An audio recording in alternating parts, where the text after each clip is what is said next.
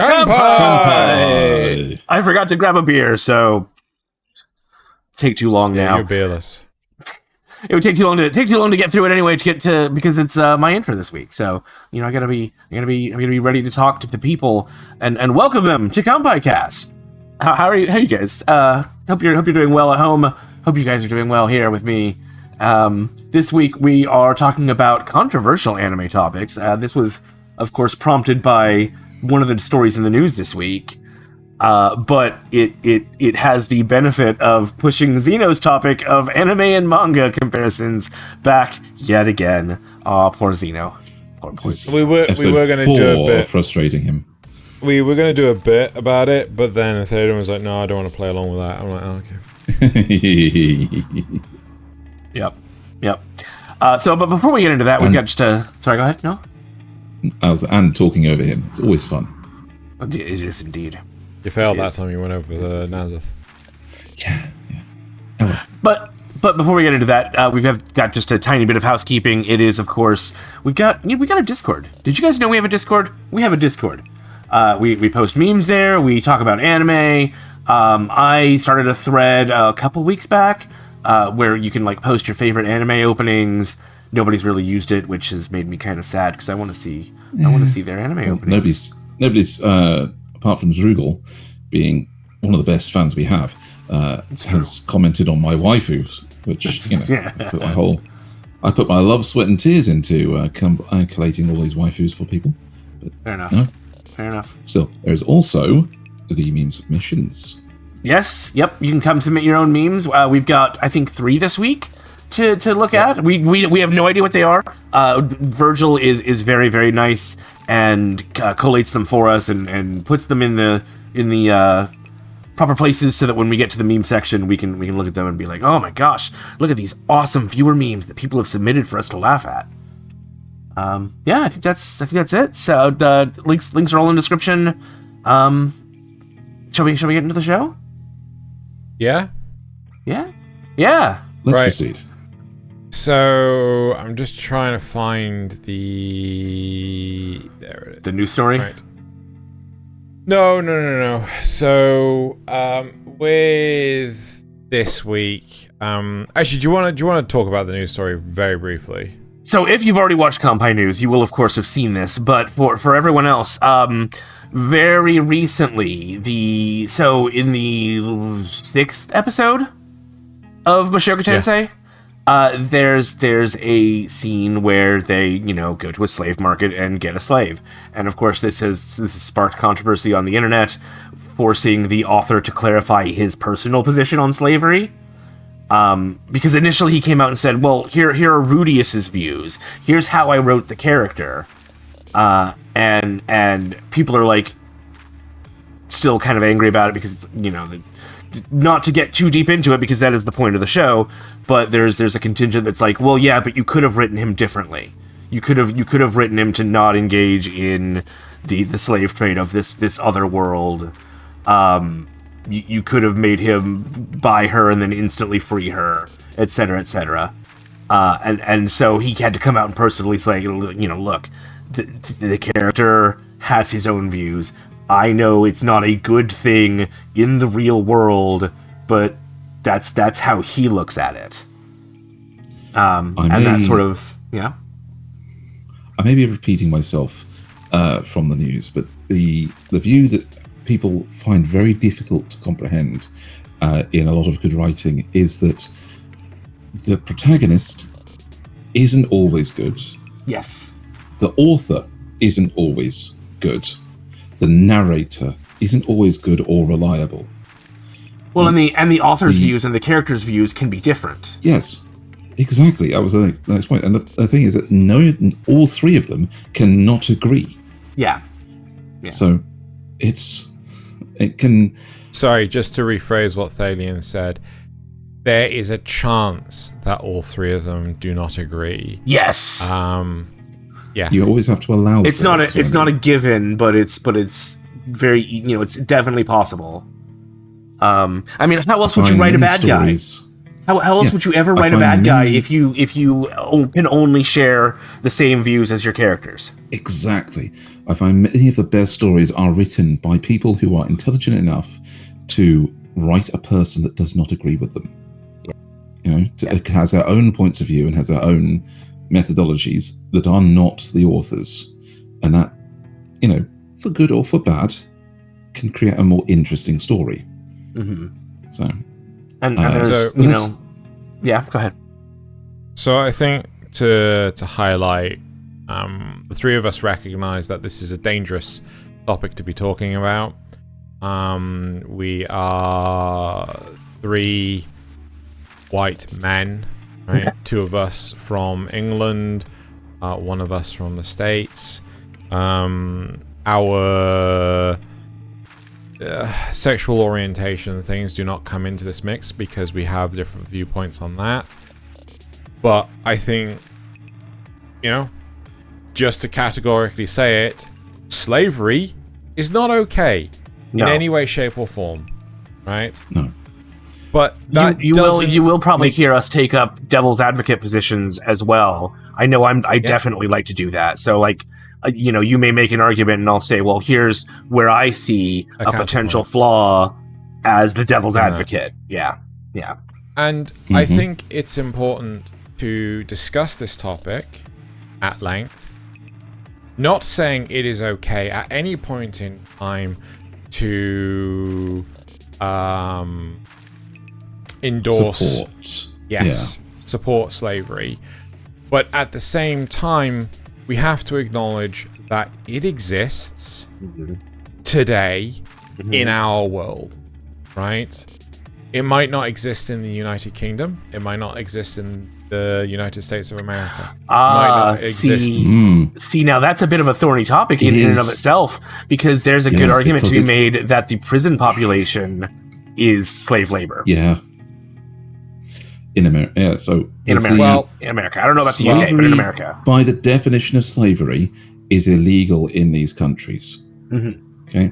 And in most of the countries around the world, let's say. That doesn't mean it doesn't exist still. And but we don't benefit from it because it doesn't actually eliminate anything. Regardless, right? To nip the moral quandary in the bud. We're not talking about slavery in the real world.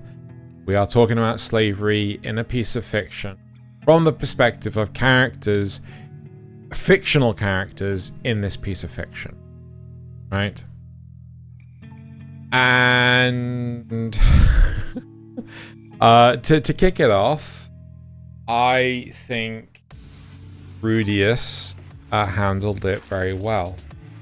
He was giving the little dwarf girl the option to be free in 2 different ways, right? One, to be free under his tutelage and protection, and the other to be free in terms of death.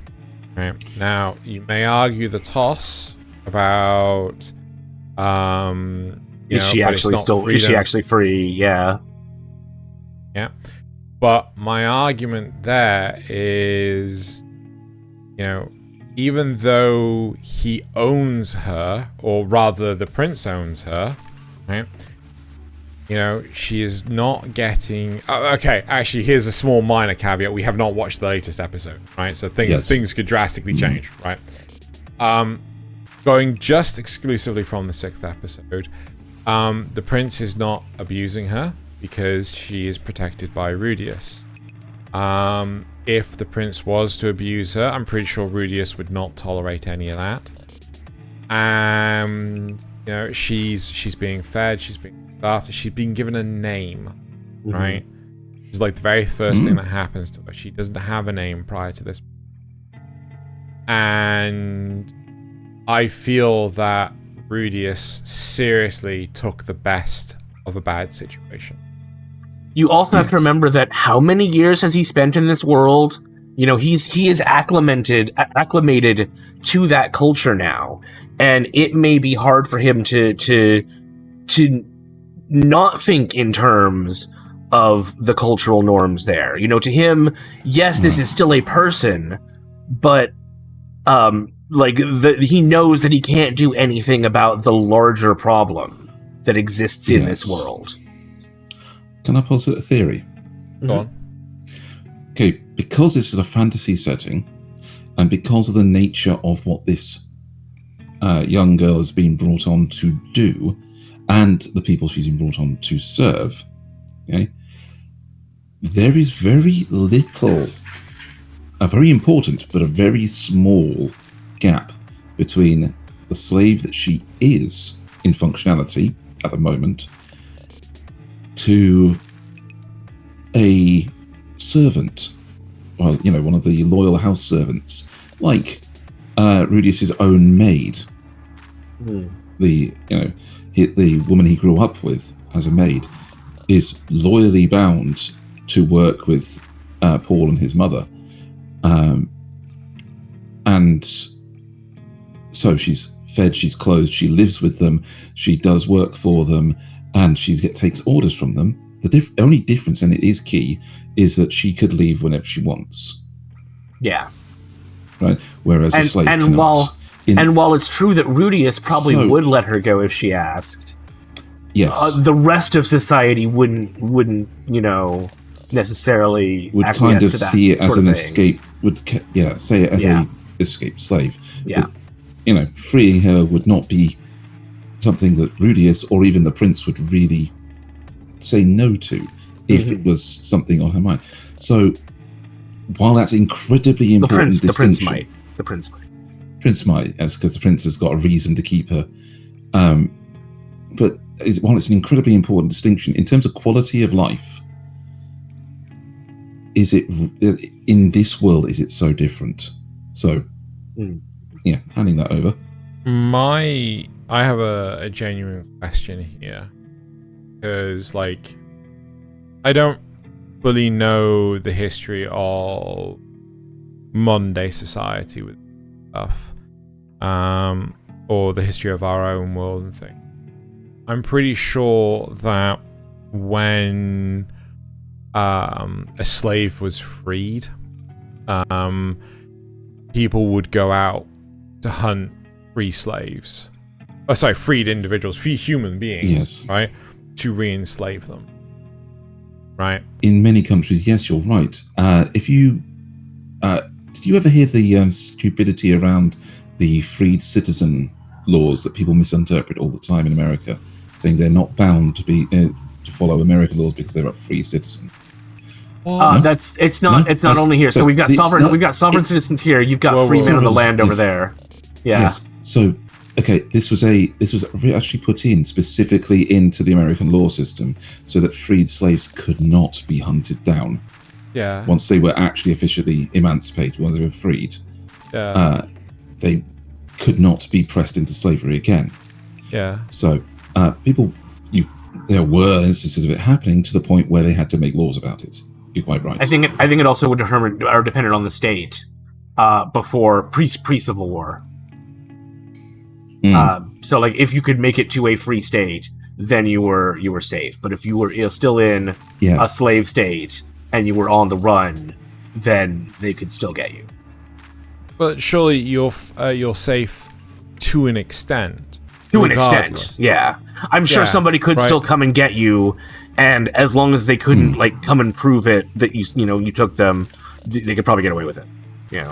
Yeah, it's the weird assumption. Sorry, Zeno, I've just cut you off. It's the assumption that any slave walking around actually does belong to somebody, so they wouldn't automatically go and try to capture them and enslave them again. Yeah. So until they proved that they were a freed or escaped slave, there was that deniability. Yeah, I mean, it was one of the very large plot elements to the movie Django Unchained, the Tarantino movie, was the fact that even though Jamie Foxx's as a slave was, he was freed, he was a free man, he was captured again and tried to be sold off again as another slave. Yep. So, but the point I'm trying to make it, this isn't a cultured world. This isn't a civilized world. This isn't, this isn't a world where freeing slaves is the right thing to do, right? Well, it's to be clear, it is always the right thing to do, but this world hasn't realized it yet. Well, exactly, right? So I think the great thing about actually doing this with you two is that, we're able to protect each other from saying something stupid. But the big thing is, like, how this building, right, that they actually, did the trading in, right? Yeah.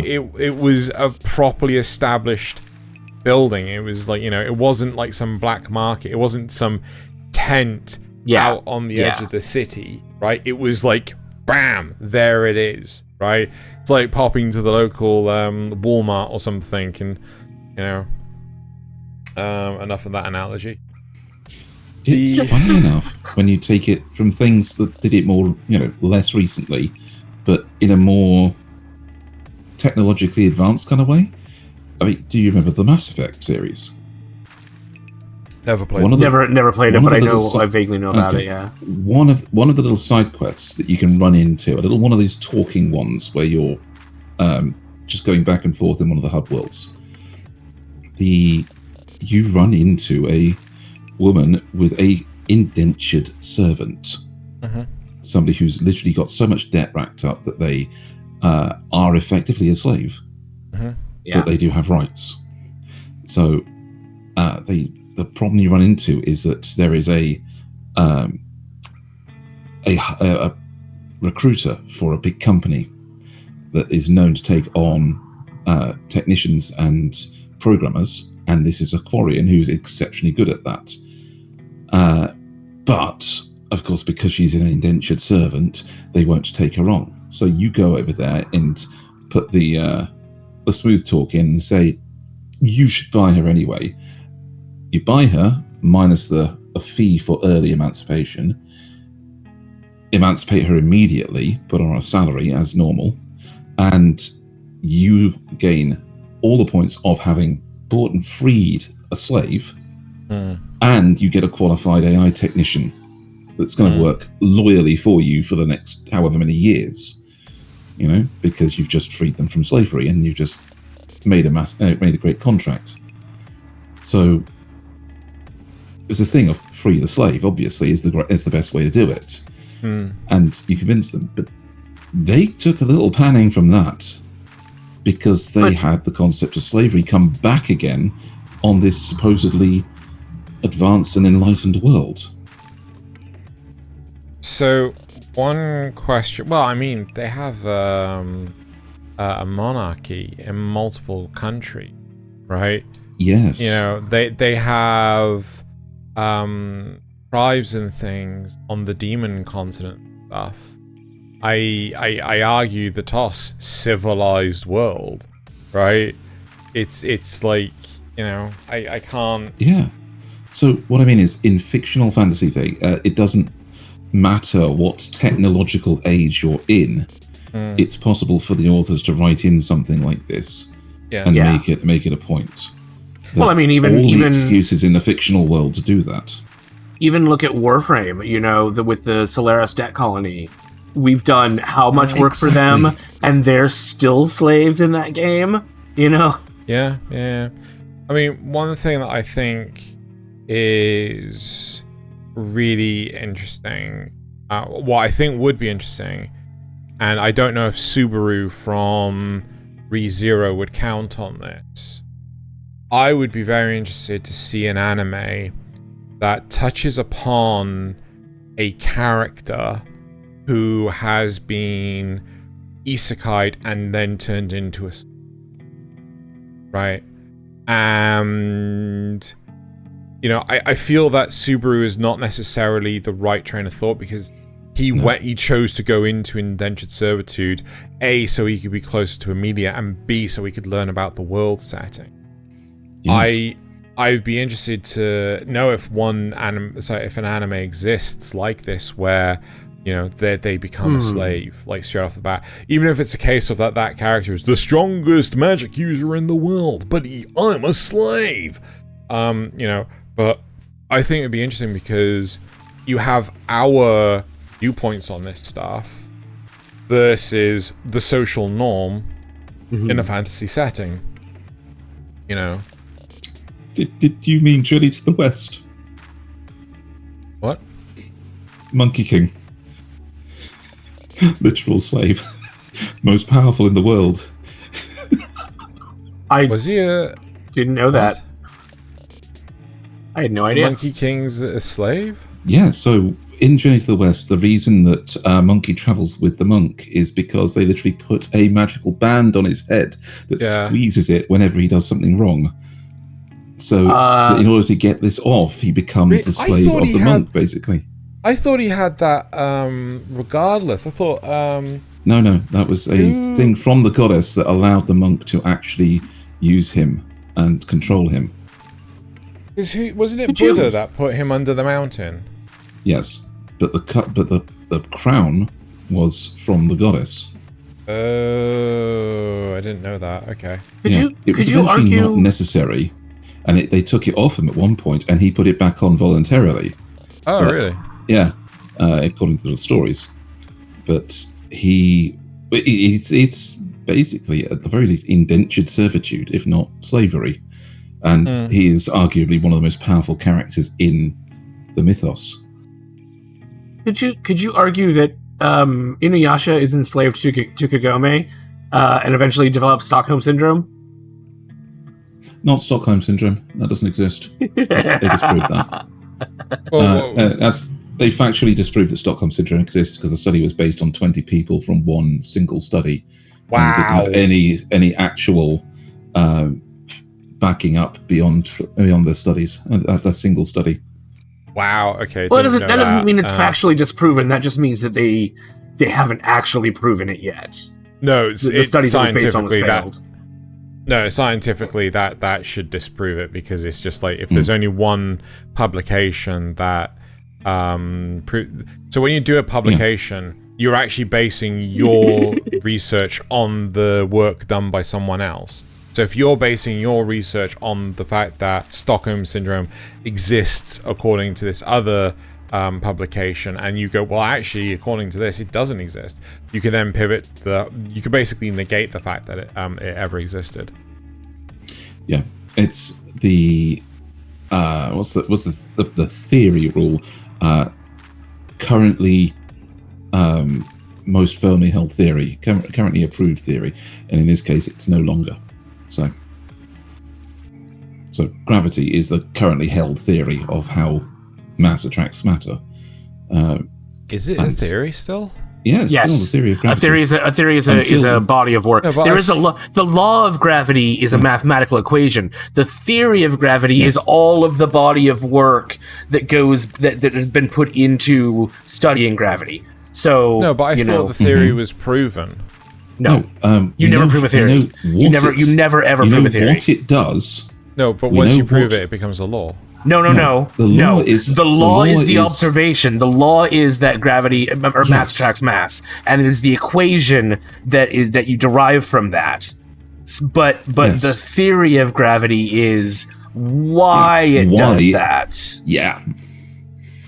It is the large body of experiments and evidence and all of that. It is a collection of facts, but it is not. You never prove in science. So the fact that it happens is evidence. You only disprove or fail to disprove. But it's still a theory. Yeah, it's like, to simplify it, 100 black crows in a field don't prove that all crows are black. Yeah. But a single white crow appears and it disproves that all crows are black. Yeah, it's the black swan theory. So black swan. I do want to get back to the whole point that I was trying to make about it, but I just googled, is a scientific theory still a theory if it's proven? And the result I got back was, even if a theory is accepted as fact, it remains a theory. Yes. While a scientific theory such as Sir Isaac Newton's theory of gravity makes an infinite number of predictions, it can only be verified by a finite number of observations, so it can never be seen as irrefutably correct. Yep. Because there's always room to disprove it. There's always room to overturn things in science. Even though it has not been disproven, it could still be disproven at some point. We have failed to disprove it so far, which is exactly the best you can do. Okay, fine. No, that's you know. Yep. I mean, to me, that's interesting. Anyway, the more you know, we can class this podcast as educational for this. But yes, Inuyasha. So, yeah, because like he doesn't really have a choice in, you know, like if she wants him to do something, he basically has to do it.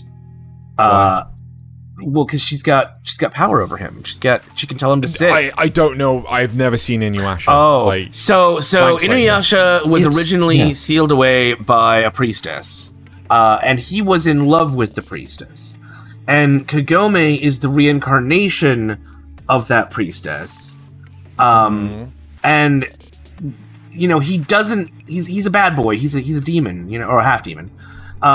He wants to do his own thing, but she's a good girl, and so she has this weird power over him where, like, if she tells him to sit, he just flops to the, you know, he's forced to the ground, and she will do that until he complies with what she wants. To clarify, she's inherited the fact that Inuyasha has been cursed by this woman, by the original priestess, to obey. And the comedy bit was that when she wanted him to obey her or listen to her, she looked at his dog ears and dog tail and just shouted, "Sit!" And he sat. And he was forced to sit by this power. So, and it's so if he won't comply or tries to run away or anything like that. It's Monkey King's crown in that sense. Okay. So that's the connection. It's Kagome is effectively the monk from Journey to the West, and Inuyasha is the Monkey King. Though this does not refer back to, or does not relate to my desire for an isekai where the isekai protagonist is enslaved. It's he is the protagonist, though. No, but he wasn't isekai. But he's not the isekai protagonist. No, she is. She's the isekai protagonist. She is. Yeah, so it's very interesting how often we have shows like Mushoku Tensei, Escaflowne, Inuyasha, any isekai, right, where the isekai'd individual has the most power. Even looking at the what was the execution? Something. The executioner in her way of life. Yes, Even though, right, the story is about her and her dealings, right, the isekai the characters are still the superpowered weapons of mass destruction, right? So I'd just be really interested to see, like... I'm kind of impressed that My One Hit Kill Sister and Do You Love Your Mother and Her 2-hit multi-target attacks are isekais where the supporting character is the overpowered one and the main character is comedically not.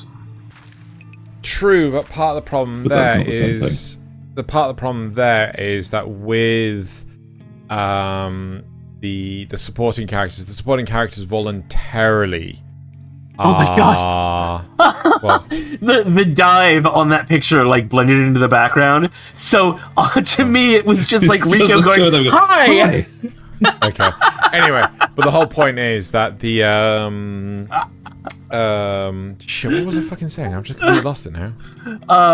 Your desire for an isekai protagonist to be from that perspective. Yeah. But the whole point is the supporting characters, they want to be there. You know, the mum from something MILF Sakai, she wants to be in that situation, right? So again, I just, you know, I don't know if you want to continue on talking about the whole Rudius situation that's come up with this topic, or whether or not you want to move on to another. Let's extend it a little bit, not with Rudius specifically, but with the previous time something like this happened. Oh, are we talking about? Yeah, we're talking about Shield Hero. About Shield Hero. Go on then. I'm gonna try and Because find it. we had this exact same conversation with Shield Hero. Well, I think where we had to clarify, no, slavery wrong, but this world has slavery, it exists. And there was no other way for the protagonist to get, what he needed to be done. If anything, there is a slightly more excusable reasoning behind our man here, our Shield Hero, taking a slave than there was for Rudius too. So, I think one thing that I want to touch upon very briefly is Naofumi's motivation. Right? Naofumi's motivation is entirely based on a false accusation. Yeah. Well, his is based on actual like serious need, not just a desire. Yeah, no. But it's all rooted from false accusation of a crime that he did not commit. Yes. Right? And his personal survivability and saving the world. So, and I think that not to get too political, I think that this kind of highlights the necessity for it is a crime to lie in court, right? Because I think it's perjury. Perjury, yeah. I think that's because in a certain first world power, which will remain nameless for the time being because I don't want to start an argument. Not with you guys. You guys would be on board, but I'm talking to the audience. But think of the comment section interaction. True. So, perjury is not a crime in the States. Yeah. So, it is. No, it's not. There's no jail time sentence or anything like that. Right. That's not true. In the UK, maybe it's state specific, but look at all the stuff that happens, all the lying that happens in. Tell you what, let's make sure that I'm not talking shit. We're going to pause for a second. Yeah? Okay. That makes sense. Right, so, we've done some investigation. Dino is wrong, as always. Only mildly. So, it turns out that the United States does, in fact, have perjury laws, just like the UK. But they are very similar to the UK's, in fact, where I thought in the UK... if you were to commit perjury, then it is a minimum of a 7-year prison sentence. It's not. It is either a fine or a maximum of a 7-year prison sentence. Or both. Or both. Sorry, yes. But in the States, it's a fine and or prison sentence of 5 years, maximum of 5 years. Yeah. So it's not actually that dissimilar. The big thing that I was remembering where people were falsely accusing others of so-and-so, they were actually events of a Supreme Court hearing, not a judicial court. It was a congressional hearing about a Supreme Court congressional hearing. Nominee. Yes. Yeah. Yeah. So, and that's like why they can get away with it scot-free But regardless, the whole point is perjury laws are really important. And I think that the events of what led Naofumi to get a slave, I think they're really important. When you are isolated, you're exiled, right? You literally cannot work on your own in this world. You can't pick up a weapon to do any sort of like menial no one would hire him. He has to be an adventurer. He was already being treated as an unperson. And who else is treated who else is treated as an unperson in this world? Why? Slaves. Yeah. And even though it is regrettable that Naofumi chose to get a slave, the guy was at the bottom of the barrel, right? Yeah. Yes. When you are so low, Well, it's this one links back to what I said about Mushoku Tensei. In this case, again, there's a very important difference. It is a slave, but when treated one-to-one, she's treated as a valuable and beloved companion instead of as a slave. Not necessarily at first. She's treated more as a tool, but that's because they share very similar. Again, I think they share very similar social status at that point. No, I don't think that you're remembering that correctly. So first off, she's fed, right? Yeah. She's actually, she's also treated as a higher level of status. You want your tool to be well taken care of. But she's being treated as a higher level of status, considering it's like no demi-humans allowed in this inn. Now, if we're like, fuck your rules, I do what I want, right? I'll unleash a whole load of balloons on your face. Yep. So, they're not going to go against now for me. So, and then he feeds her what she wants. He doesn't feed her gruel. He doesn't feed her off the table. He actually treats her as a human being, not some lower class individual. Exactly. He only forces her to fight when she doesn't. When he needs her to. Yeah. Right? Yeah. And she doesn't, right? And then again, when when she does the thing that she doesn't want to do, he does actually. I'm pretty sure he consoles her and actually, praises her for doing it. Yeah. In the most dejected Naofumi manner at this point. Yeah. So, in this case, there was a necessity to get some way to level up, complete the task he's summoned for, save the world, survive, because he's got no ability to actually, he's living off the land at that point. There's no way he can survive properly in this world without Raphtalia. And they spin it in the series to the point where, Raphtalia and others encourage other people to become his slaves because he treats them so well. They don't need to do that. That's not a thing. But it's treated much more differently after that point. It's more than that, though, because what a slave is in this world setting is not the same part, because, within this setting, what benefits the owner also benefits the slave, right? Because in terms of how the crest works, exactly, as in terms of how the magic works, right? When they're part of the party, so on and so forth, and again, I think one thing that I think that is really interesting, manipulation of the other heroes. God, Moritayasu is just such a fucking tool. He is. But the fact when, after the first wave that they participate in, and they're all summoned back to the capital for their reward and everything, and now Fumi is dejected, he doesn't want to be there, but he has to get his reward.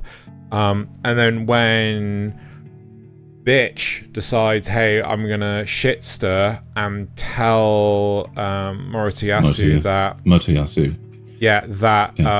Raphtalia is a slave, that she is very clearly manipulating the situation, because slaves, demi-humans are treated so poorly. They are slaves, right? That it's the whole world, the whole of that country, the whole of that kingdom, right, accepts slaves, demi-humans as slaves. So she knew when she was doing this, when she was being a bitch, right, she was doing it just to, step on Naofumi's neck even harder, right? Yeah, she didn't actually care.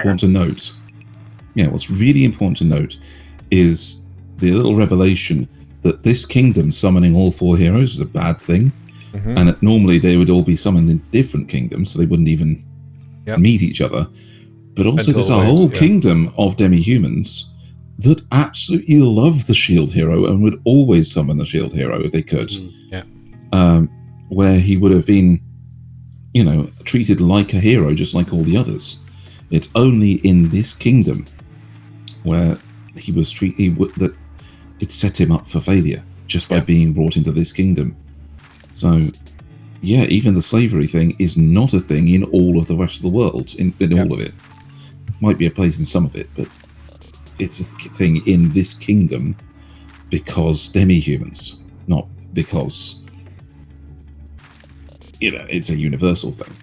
Yeah, and again, as you pointed out earlier, that Raphtalia turned to the others and said, "Yeah, become Naofumi's slave," and it's just like, wow, this.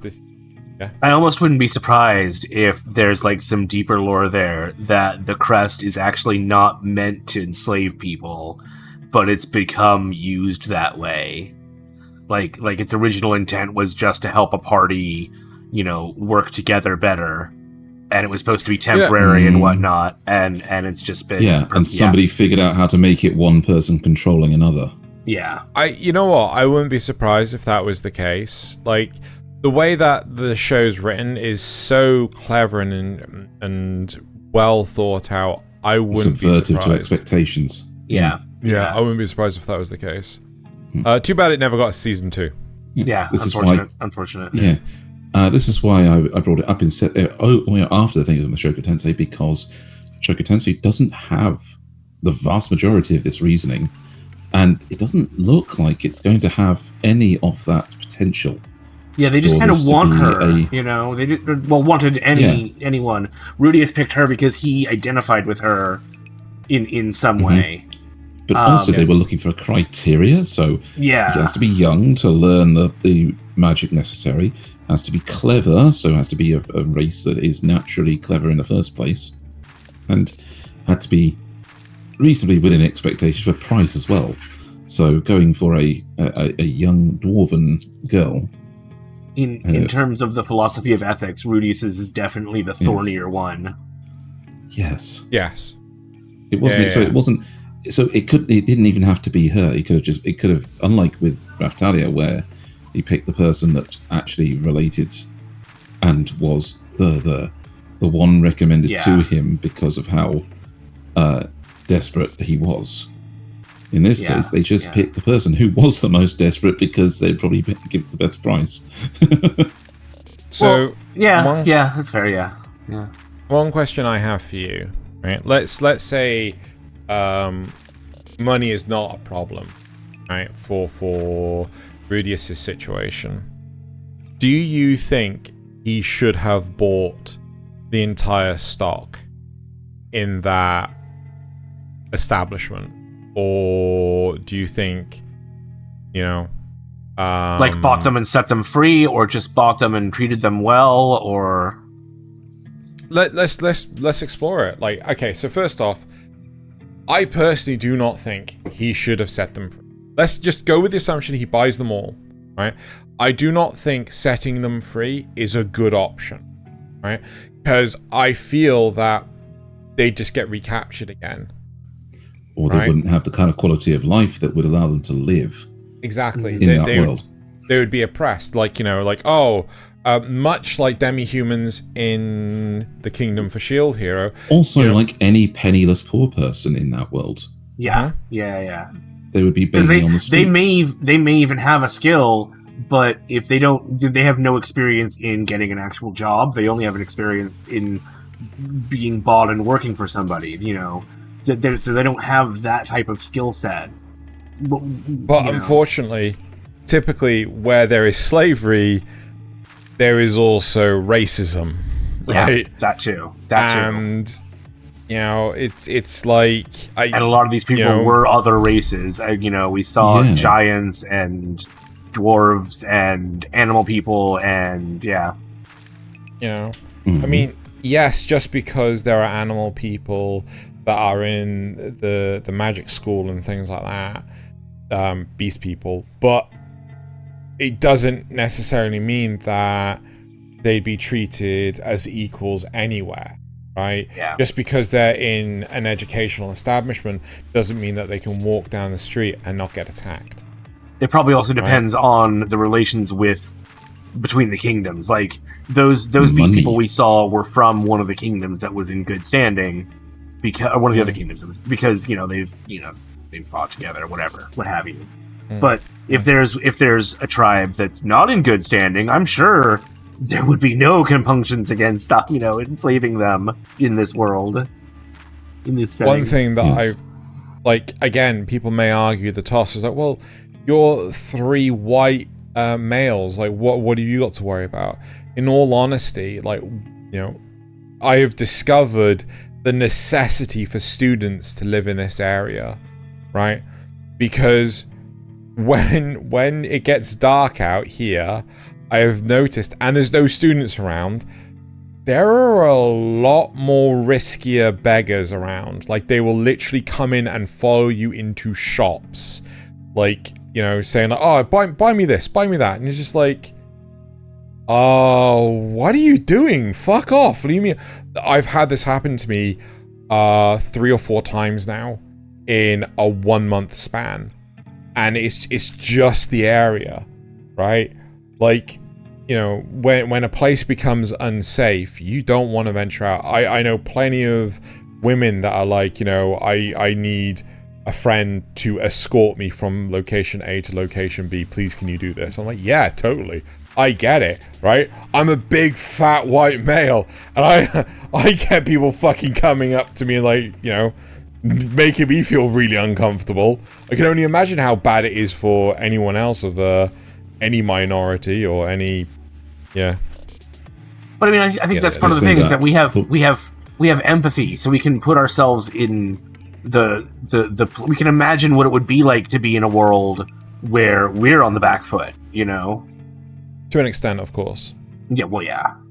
Yeah, I mean, the way you said you're a big fat white man is there is a little bit of privilege that even I have over that. Is I'm a 6'4" bearded white man that looks like he carries an axe. So, despite the glasses, I'm a bit nerdy in that respect. But at night, when I'm wearing a leather jacket, it doesn't really come off as anything else. That's fair. So, but yeah, the fact that I have to armor up in a leather jacket and big shoes to clomp around and sound dangerous, it just goes to show. Yeah. That even I'm not actually safe when I go out in some areas at night. So it's very interesting, and I think it's really important to realize the I don't know if social complexities is the right word, quite possibly, with the situation that Rudius is in, and I think it's perfectly natural to go like, I wouldn't do it this way. Well, I don't think anyone would do it that way, because actually, given the perspective of only seeing a 30-minute window into his life, right? His, I want to say 18-year-old life, maybe 15-year-old. I really can't remember how old he is. Like a 30-minute window is like a drop in the ocean compared to like what he has gone through. Yeah. Again, he's lived in this world all these years. He's become accustomed to the way it works. And whether he agrees with that or not, he's one person against the system, and he's not even an adult yet. Maybe give him a few years and he can start fighting against slavery. Yeah. Especially when he's a recognized mage from the Grey Rat family and things, and it actually starts to stabilize. And he's a incredibly well-known adventurer, Quagmire, Rudius, that kind of thing. But that brings me into the thing, is that given the money is not an issue, and should he buy all the slaves and free them or not, I would argue that no giving the slavers money means that they'll just go out and get more slaves. Yes, that was the other one. When Zeno and I were talking about it. Yeah.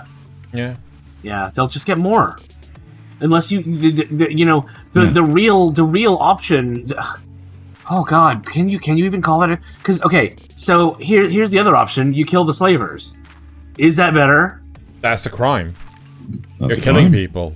Yeah. So crime actually might be the ideal option in this particular case. You go scouting. It might be in disguise for your slave that you want to free, and you go in a raid and I don't know, commit arson or something, so that the slaves generally have a chance to escape on their own, and you free the slave you want to free to help you out. And you're also preventing that person from all of the future people that they would enslave. Yes.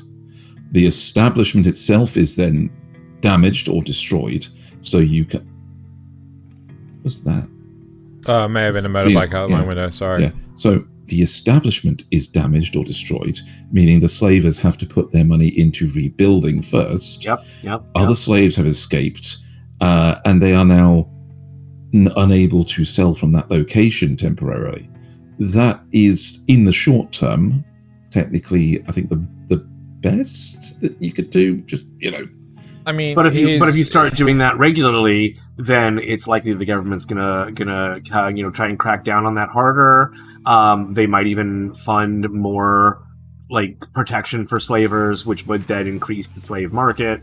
It's a very thorny issue. And obviously we're not Skeleton Knight in Another World. Yes. Huh? Yes. Yeah. Exactly. Yeah. Skeleton Knight in Another World. Obviously, we're not experts on ethics or philosophy or any of this, but if memory serves, in order to save the elves, he basically had to sack a kingdom. Yeah, at least a portion of it. Was it just a region? Did he just sack off a lord's region? Yeah, it's a castle and the holding area that they kept them outside of the city. Was there was a city though, wasn't it, over there? So all of a sudden, the city was what was inside. They snuck into the castle, which is inside the city. Yeah. So here's a way of looking at it. If you were to do that, if we were to look at Skeleton Knight, let me just. There it is. Better Overlord. So better Overlord. If you were to pivot Skeleton Knight with his actions, so he takes out a Regent Lord and frees all the slaves in the area, right? That city then needs a new Regent Lord. So the monarchy will set up a new Regent Lord. And there's always fucking Regent Lords, right? There's always someone pining to become a lord of another location. Right. But doesn't that tie into what I said? Is they destroy the location and free the slaves, and you've taken out the one person that was in charge. So now they've got to reorganize from the top down, find new locations, and find new slaves before they can start operation again. Well, here the big thing is you're one person, right? You are the Skeleton Knight in this situation. You are one person. You may have some aid with the elves. He's also you've only got one aid. Way stronger than Rudy is too. Like way stronger. I don't want a pissing contest. Yeah, I don't. Let's not have a pissing contest on that one. Yeah, it's arguable, but we won't argue. Right. The big thing is here, right? Realistically, the only way to destroy the slave the slave trade in that city is to destroy the city. Yeah. Right? If there's no city there anymore, the monarchy, the government, whatever, is not inclined to rebuild it, right? We're talking like rebuilding a whole... But do note, in Skeleton Knight, there is a treaty with the elves, and slavery actually would break it, so acknowledging that they had to put slavery back in again after Skeleton Knight destroyed it is going to break the treaty and start a war. So and do you really want to start a fucking war? Sometimes it's the only way. I think. I mean, again, look at the American Civil War. It was the only way to stop it. Yeah. So I think what Skeleton Knight has achieved in that one movement has effectively eliminated the elven slave trade in that city region. Yeah, You know, so because acknowledging that slavery was happening would be bad for the government. But and why so couldn't rebuilding they just? Why couldn't they just say no? There was no some random dude came in and killed our lord. Oh, all those elves are going to go back to the Elven Kingdom. Yeah. Oh, they're lying to you. You got we can show you the kingdom, and here's the lord who's been skewered on a stick. I think what Thalien's saying is that they'd have to start rebuilding again in secret, which is costlier than rebuilding in the open. They would have to say, but they were doing it in secret this was a rogue lord that we do not support. So we'd have to disavow the lord, cover it up, and build somewhere else. Which is all going to be much more costly under scrutiny than where they already were at that point. They were already well established, etc., etc. I think, if anything, right, if there's only one person that's doing this, right, all you have to do is come up with a strategy to prevent that one person from stopping you again. Correct. Be it if you know what that one person is. Yeah. True, but I mean that could be the objective then. It's like, let's get them to engage with us somewhere else. Let's cause a kerfuffle. Like, let's get a dragon in, right? Let's get a dragon in, and hopefully, let's leak the idea that there's a slave trade going on in this city when there really isn't. So he'll come there and start searching for it, and we'll catch him when he's there. That kind of thing. If you really want to make change as a single person, you're going to have to start inspiring others, rather than just attacking the actual, physical. Almost stuff. like the ninja clan that he inspired and has been helping him for the last bit of the series. Yes, that's true. do But you have anything else on that one? Because I have a pivot that I mentioned. Pivot. Okay, I mentioned Overlord. Why aren't people like up in arms about the fact that he subjugated an entire race of lizard people? Nobody seems to really care about the fact that he subjugated an entire race and said, "You're mine now." Two reasons. One, he's supposed to be an evil overlord. Okay. Nobody cares about the lizard apart from him. He's supposed to pretend that he's an evil overlord, but inside he's supposed to still be a good, normal. That's the argument against Rudius. It's not that Rudius did it. It's that the person who's inside Rudius, who came from our world, who knows that slavery is bad, engaged in slavery. So the Overlord also has this, but I think one thing that. So I heard this crazy statistic. I have no disbelief that it's not true, right? But so I think it's fake, right? But I heard this crazy statistic that I think it was something mental, like, is it 70% or 30% of the world's population cannot think internally. They cannot. They can only think out loud, right? They can only. I think the one you heard is that 30% of the world do not have an inner monologue. They think in terms of images. They don't actually think with words inside their head. No, that wasn't. It wasn't an inner monologue. Oh, okay. But regardless, I think it's all horseshit, right?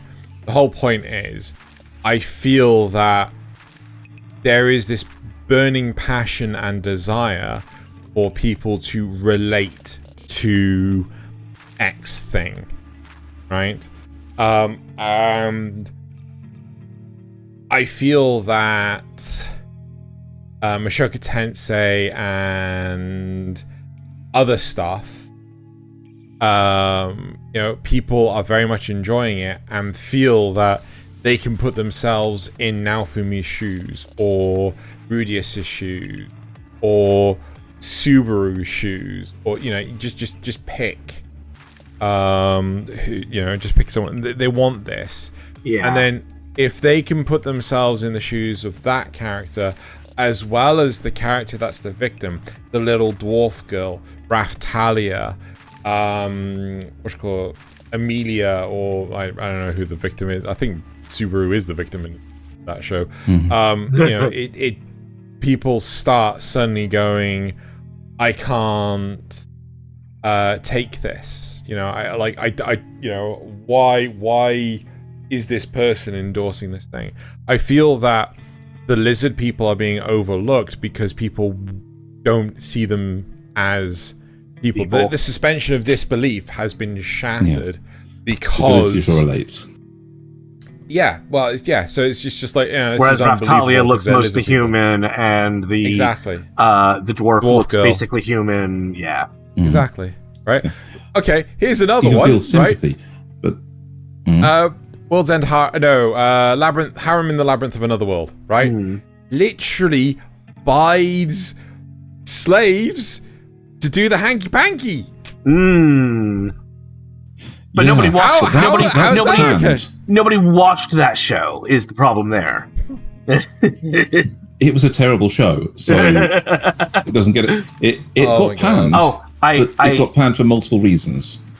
I found the thing you were referencing. It was a study conducted on 30 people. So. Oh, fuck off! 26% of 30 people don't have an inner monologue. Is it an inner monologue? Yes. Yeah. Or was it the one that Xeno was thinking of, where they think out loud? I assume it's the same thing. With relatability, they don't think internally. I lost the ability to relate to Rudius the moment he started keeping Roxy's panties in a small shrine and praying to them every night. Yeah, now Thaylien has them in a big shrine, what's called with water features and what's called spotlights, and No, I just don't have Roxy's panties. That's the problem. That's what he wants us to believe. She's a fictional character. How can I have them? But I have other people's panties, but that's not the same thing. I think that is I think popularity of the show is a huge definitely factor, right? Quality of the show. Well, Mushoku Tensei is not a show you should be, right? It's fantastic, absolutely brilliant. Despite the abundance of panties and shrines. Well, this also isn't the first time that Mushoku Tensei's been in hot water, though. I mean, in the first season, they were angry about the way he was sexualizing other characters that were his age, because his inner self was not that age. Exactly. But again, he's a slave to the body that he's in. He can't control when the hormones kick in. It's something that happens to everyone. Here's a question for you, right? If you're actually a brilliant point. In the Marvel Cinematic Universe, Thanos won for 5 years. He did the snap, and half of the universe ceased to exist, right? And then when 5 years after the snap, Hulk managed to bring all those people back, right? Were those people then the age that they were born, right? Or do you subtract the 5 years off of their age? Right? Yeah. Where do you draw the line? Someone's cryogenically frozen, right? Where do you draw the line? Someone is I draw the line at lived experience. If you have not lived that number of years, you're not that old. You stop aging, right? We find a way to stop extend aging, telomeres. but have you been conscious and living for those years? Then you are that age, regardless of what age your body is. Weirdly enough, there's this huge argument on Reddit. I don't want to get into the whole debate of that right now, which is making finding memes extremely difficult. And they're talking about characters and their outward appearance, even though A, that is not what they actually look like, and B, they're hundreds of years old, and it's just like that is an inappropriate thought process that you should not be having. And it's like, they're hundreds of years old, and they don't even look like what you are seeing right now. It feels like a lack of knowledge is the important factor here. People are filling in the gaps, right? Be it with Rudius, be it with Overlord, be it with Naofumi, be it with, what was I literally just Reddit. They're filling in the gaps because they don't have all the information. Yeah. Right? And because of that, they're making a butt of themselves. The number of people I encounter on Twitter when I have free time and I kind of just scroll through that. X. I scroll through Twitter, and I scroll through that dying. I scroll through that dying platform to see what's on there, and the number of people I see who have just taken a surface level glance at a topic and haven't bothered to put any deeper thought into it is just, assuming that they're all real and not bots, just astounding. Anyway. So one I thing... thought Elon was supposed to get rid of bots. Yeah, good luck. Right. Come on, Musky Wusky. So one thing that literally came up on screen 2 seconds ago and actually made me think is Gene of AI. Yeah. Right? These are artificial intelligence. Right? These are... yes, and technically the humanoids started out as like second-class citizens until they, and that's why they went back and made ones that don't have emotions because they But they remember things, right? Mm-hmm. Where do you draw the line, right? Here's another point. This is where it's really starting to go off the rails and go like, imagine, if you will, because everyone in the fucking universe has lost their goddamn mind. Imagine, if you will, ChatGPT is in fact an actual artificial intelligence, right? Is what it okay about to use its rights? Yeah, is it okay to use it for our resources, our purposes, if it actually is intelligent and can form independent thought? Yep. Yeah. Yep. So I know that they turned around recently. There was a judge that ruled that content created by AI cannot be copyrighted, right?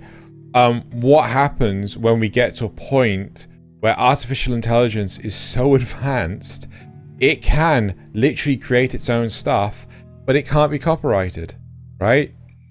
There's if you're a Star Trek fan, Star Trek Voyager touched upon this. Star Trek The Next Generation touched upon this. Artificial life forms not having the right to protect their own creation. Right? Or in the case of Voyager, they even used the Doctor when they decommissioned the original EMH Doctor. They turned it into a slave labor force.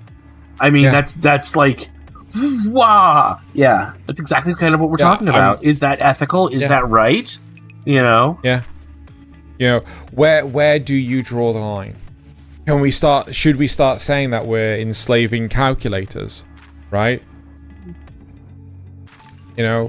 Where do we need to modify the definition of slavery? I mean, yes, we're going a little bit off the beaten path right now, but do we need to, in the future, say that if anything does not want to serve something else, it can be considered intelligent, and then what you're doing is you're committing slavery. I am by no means an expert on philosophy. I've done a little bit of dabbling as an amateur, and to me, in a lot of cases, it seems like a lot of the philosophical topics have been all the work's been done that you can do there. But one of the areas that's still it is exactly what we're talking about. It's the philosophy of ethics, and people can spend their lifetime working on this. Have you ever watched The Good Place? Yes. Yeah. So, what's his name? Chidi is a professor of the philosophy of ethics, and you can see the moral conundrums that he struggles with in that show, and that's played for laughs. But that's it. That is still kind of how the field is. It is full of these massive questions that are almost impossible to answer. When you start getting down into the nitty gritty of it. Yeah. It's interesting that. I mean, modern slavery has specific definitions. Yeah. And we have all too often, just to take this a little broader, run into situations where change happens faster than the law can keep up. You know, we've literally witnessed it. Just to divert a little, we've literally witnessed it over the last decade in video games, where gambling laws are not equipped to handle the drain of loot boxes and gacha in video games, where you can put in real money, for a random result with no guaranteed chance of success for something of value, which is valuable to you playing that game, and valuable to others playing that game, even if you can't cash out of it, which is the big excuse that they keep using. It has value in the game, and the game is what you are gambling on. Because of that, the law can't keep up with it. There aren't enough definitions to justify a decision one way or the other. All we know is that morally, this is gambling. We shouldn't be doing it. Here's another one for you. If you have a smartphone, you've probably benefited from slavery in cobalt mines without even knowing it.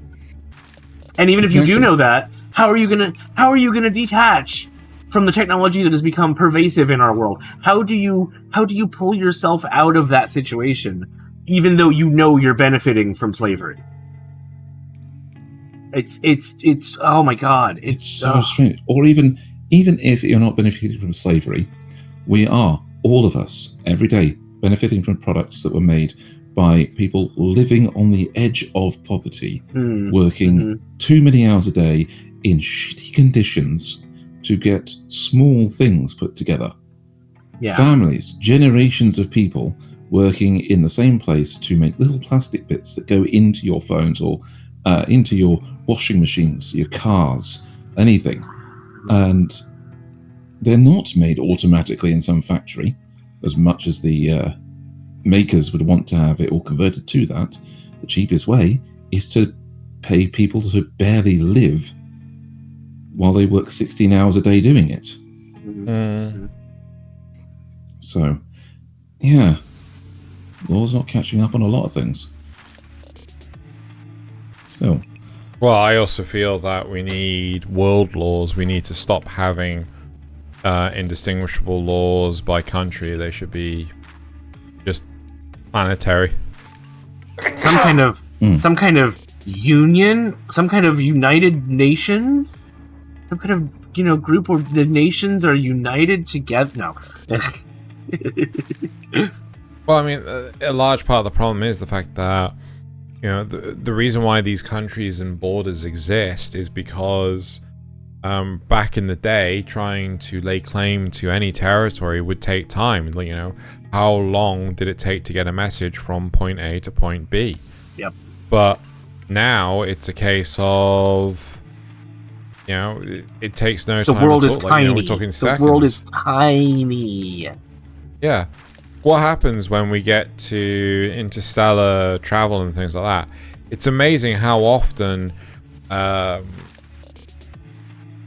sci-fi is depicted as a dystopian future because how do I brain this? You're bound by the speed of light when it comes to communications, and so you can still have more factions and whatnot. No, it's more a case of the fact that humanity has such a bad history that we think that when we get into space, right, we're gonna have slaves again. Like, oh yes. Why? Yeah. Why do we just assume that anyone living on Mars or working the Kyber Belt is going to become a slave to humanity, who are fucking God knows how many months away and can't do shit. Think about it. It's the international waters excuse. You can get away with things that are illegal in a certain country by sailing out far enough to be in international waters. Yeah. And disposing of all the evidence of your crimes afterwards, so that when you come back, you have not committed a crime.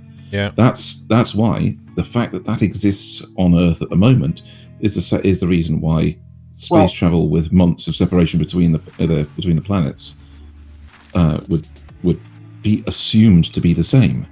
Well, you also look back at history where Britain had colonies that were across the ocean, and it would take months or weeks or months to get a message there. But there was still a military presence that was, upholding the law. It's just that without the ability to get fast information or backup, it was easier to overthrow them. The same thing would happen in space, and often does. And a lot of these sci-fi stories are playing out those old stories again. Yeah. Yeah. Right. I don't know if there's... I kind of expected us to not be on this one topic for so long. I kind of expected us to go on to other controversial things. I don't know if you guys have anything else you want to add to this. I was actually suggesting we see if we can find the next controversy that you had in mind when you started the topic. Oh yeah, I already have one. We've already got that. With it. What, right now? I think we can pivot to that. What's your next one? Goblin Slayer. Spend another hour on there. Oh, Goblin Slayer. That's a minefield in and of itself. But we the thing about Goblin Slayer is that there are currently real world examples you could find that are similar to that. Where one attacking force does unspeakable things to another group of people. It's not. I wouldn't say it's glorified in Goblin Slayer. It's just brutally honest about it. It doesn't shy away from showing that side of the world. It is also done by and large only in a couple of places in the show, specifically for the shock value. I think another part of the problem is that with not just Goblin Slayer, but there was also this in the first episode of Skeleton Knight. For anyone that doesn't know what I'm referring to when a bad man assaults a nice lady in a specific way that a bad man would do. But yeah, it's and it was in Skeleton Knight as well. And people really massively tend to shy away from these things. These events happen in the world on a daily basis, right? Oh, they do. And is it the right thing to do to just stop talking about it? Should we hide away from, the nastiness? Oh no, I don't want to think about the nastiness, right? And again, I was talking to a friend of mine who, he's massively into anime and things. He can't get his non-anime friends into anime because they see the fan service and it's like over-sexualized, right? But that's a cultural difference, which is hard to explain. Well, it's more than just that though. But sex sells. Yeah. Right. Yeah. So, look at Pamela Anderson in Baywatch. Right. People would only watch Baywatch for her. Yeah. Right. Look at Jerry Ryan in Star Trek Voyager, in bloody catsuit.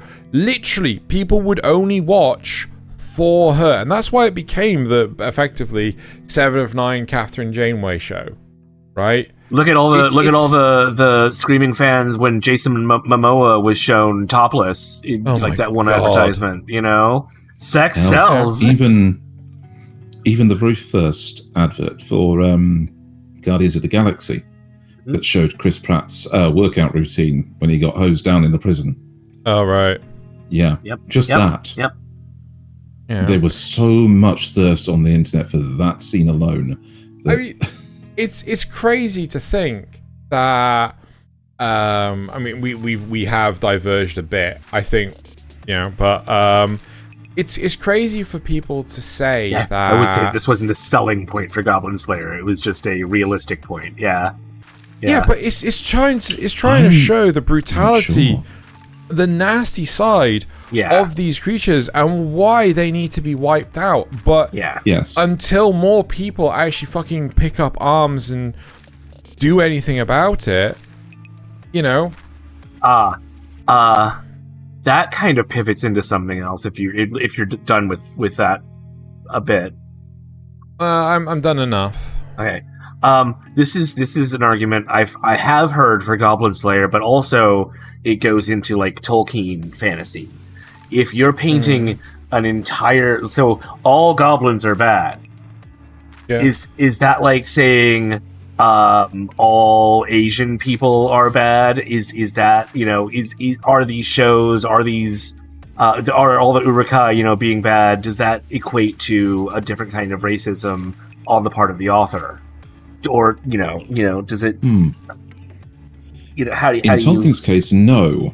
I would say in Tolkien's case, no, because he established that for example, the urukai were literally crafted to be beasts of war. Okay, well then what about the trolls or the goblins or whatever? Okay, here's devil's advocate, right? And I know how people are going to argue on this. Mm-hmm. Are you trying to tell me not all Nazis are bad? That's a great counterpoint. No, but I would say that not all Germans are Nazis. I didn't say that though. Right? That wasn't my implication. Like if we're saying that we're arguing the toss on are all goblins bad, we could also argue the toss on are all Nazis bad or were all Nazis but bad. Nazism is an ideology, whereas goblin is how you're born. Yes, you don't choose to be a goblin. You choose to be a Nazi. Okay, Nasuth, the way I would compare it is: are all goblins evil? You could argue that, but no, not all monsters are goblins. Yeah, maybe. Yes. See, that's the comparison I would go for your argument there. The thing is that there is a body of evidence according to the Goblin Slayer universe that's what the goblins are and do, because that's their instinct as goblins. Not because they're evil, but because being a goblin is synonymous with doing these things. Mm-hmm.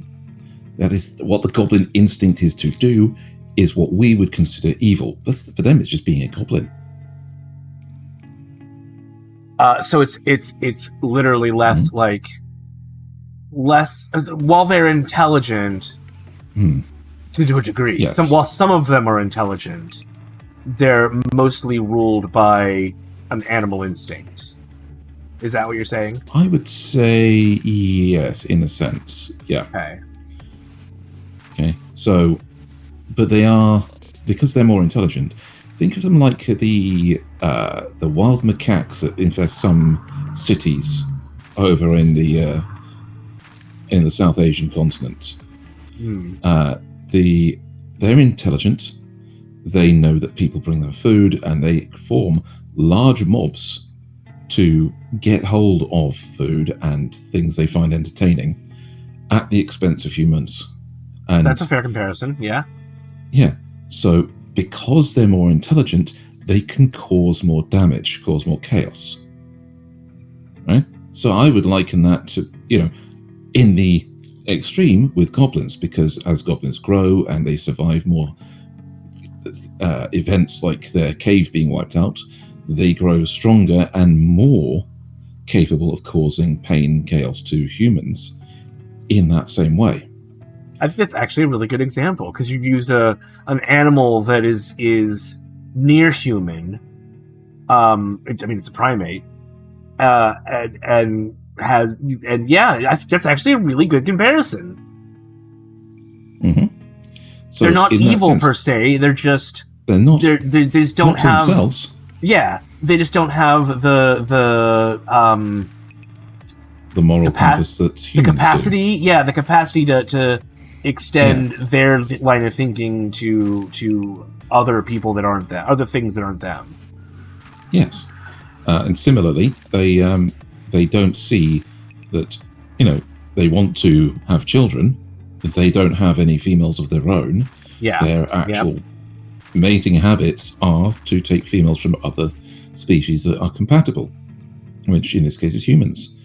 And not just humans. There is not just humans either, but there's elves and others. The whole point is that is an instinct in them, and so why would it be a bad thing to them?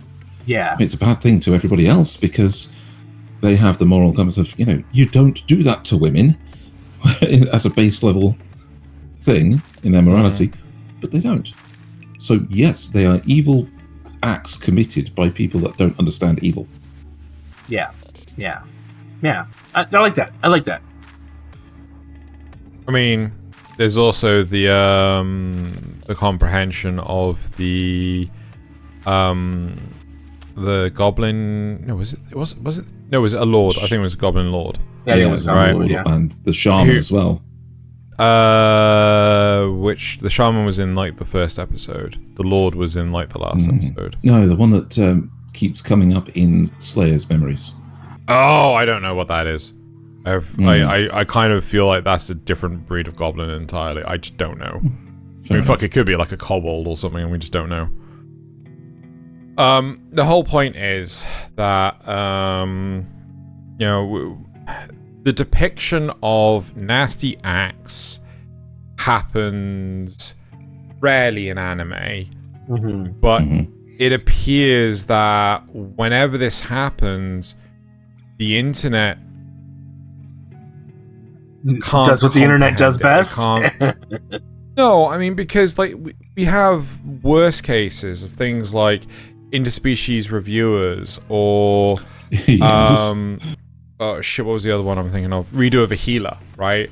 I argue that those shows are so much more involved and gross and adult-like, but I think because they don't have the popularity driving them forward, they don't... Not the shock value either. No. That aspect of it straight off. I kind of feel like, or maybe it's the setup. Maybe that's the problem. Maybe that's what I mean. It's the fact that I think this is a nice wholesome show. Whereas, I don't know how Redo of a Healer actually plays out. But the whole point is that the Goblin Slayer or Skeleton Knight, I think the shock value is just too much for people, and okay, the events suck, right? But pretending they don't exist, I feel is worse. Yeah, that's absolutely right. If you're too sheltered, you won't be prepared for what's actually out there. Yeah, if the first episode of Goblin Slayer were to be Slayer encountering Priestess in the thing after these things have happened, without us seeing them, as he shows up to save her, or in the nick of time to save her, kills a couple of goblins. We don't see any of the tragedy that went on before that, and we don't see anything that the goblins actually do to the others or to their victims that they find in the cave later, and he just tells her about it. So there were more in there. They're in bad shape. We'll have to send them home. They've been, I don't know, what do you call it? How detrimental would that be to her character? Yeah. Oh my gosh. And to the show overall, you just tell, don't show. Yeah. In this case. Well, I think you'd have to do that for every instance. Like, the elf that they found in the movie, the other dungeon, huh? Oh no, that wasn't in the movie. Yeah, you're right. You're right. Yeah. Oh no, I know what you're talking about. Though I still swear that didn't play out the way it does in the movie. There's the elf that they find in the ruins, the labyrinth. I don't know what it is, right? But it's when the whole group is formed as a party. Yeah, and when she's sniping them off the top of the outlooks and things. Yeah, and then he ends up flooding the place. Yeah. That's the event. But the other one is what's it called, when they're attacking the farm, right? What's on the shields. I'm not going to elaborate, and I hope you guys don't either, right? But it's just like the whole thing is they're fucked up. They're nasty fuckers, right? Mm-hmm. It's like, so it's okay not to like them and to wish them dead. That's the whole premise. Yes, it is. Do you know what? I'm just about the show don't tell thing. The fact they showed it early on, and when we meet the Sword Maiden. Oh yeah, that was a tell. And she tells him that she was a victim as well. Yeah. We suddenly understand what she's been through in a way that we would not in any other way. Yeah. And that it lends power to stories that you hear. It's all about tone. About survivors. Yeah. Yeah. So it's heavy going, but the only solution I would have for that, the only possible solution I would come up with for that is, as a meta perspective, you just have to warn your audience. There is a shock scene that's going to happen, right? There are scenes of a graphic nature, right? Yes. Or maybe scenes of an adult nature or something like that. Because that way, I think it's just people don't like to be shocked like that. I mean, I find it interesting. Like, I do enjoy horror movies, right? Yes. But violence, gore, things like that. I've been desensitized to a lot of them because I just haven't seen them in years. We don't produce horror movies nearly as much as we used to because people don't like getting frightened. Well, that's the whole point of a horror movie, is to experience there's a lot of. But then again, you can't really compete with some of the old classics that, when you see them for the first time, really hit you hard. Like too many of them try to go for the cheap jump scare rather than the actual deep psychological horror. Yeah. So the very first Jaws movie, both when it came out and when everybody sees it for the first time, if they're young enough, okay, if they're a teenager at Halloween or something, and they put on Jaws to show the kids what a horror movie kind of looks like, it's the kind of thing that you will not trust bodies of water again. Even when you're an adult and you know that there are no sharks in that water for a fact, you still have a little trepidation. You're like, but am I sure about that? And then you'll go in anyway. But it's a good horror movie, a good thing like that can change you for life, and of course you do become desensitized to them. Whereas these, you're expecting an anime, a fantasy anime with sword and sorcery and battles and action and wife material, as we can see up there. And then suddenly we're confronted with the darkest way to introduce us to this world. Yeah. And in a topic that we are very uncomfortable with as a people anyway. I think it's good to be shocked like this, right? Yes. I personally think it's good, and I appreciate anyone that does not agree with me. I really do. I personally think it's good to be shocked like this, because at some point in your life, I think it's important, because if anyone ever confides in you that they have been a victim themselves, right? How do you react to that? How do you have any understanding of what they're actually talking about? Yeah. Yeah. I mean, a large part of this is the fact that you're there, and you could say you understand, but let's face it, you can't. Yeah. Right? Exactly. You can pretend all you want that you understand what they're going through, but you can't. And the best thing you can do is try your hardest to support them. Right? Hell, isn't there a whole branch of US politics devoted around the idea that because they can't in any way empathize or relate, that no, it must not have been as bad as they said it was?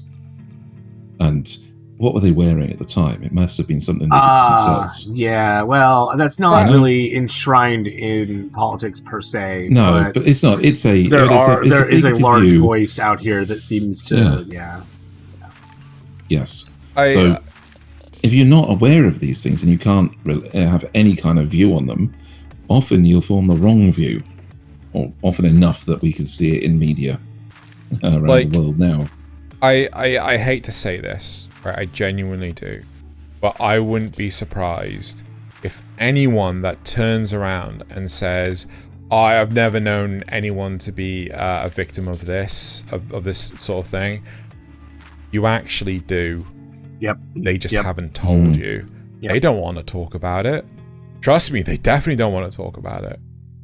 You know? And depending on your attitude, they may want to. They may even want to talk about it with you even less.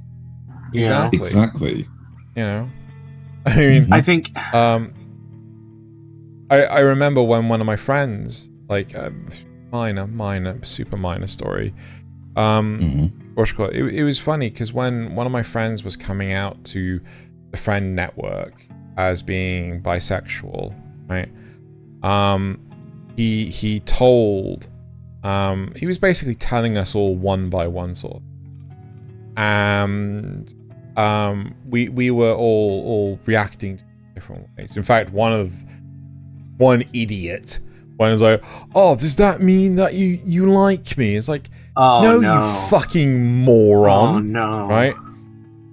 Anyway, so he didn't know how I was going to react, right? And he was telling me, like, he was really heavily hinting. He was being quite flamboyant.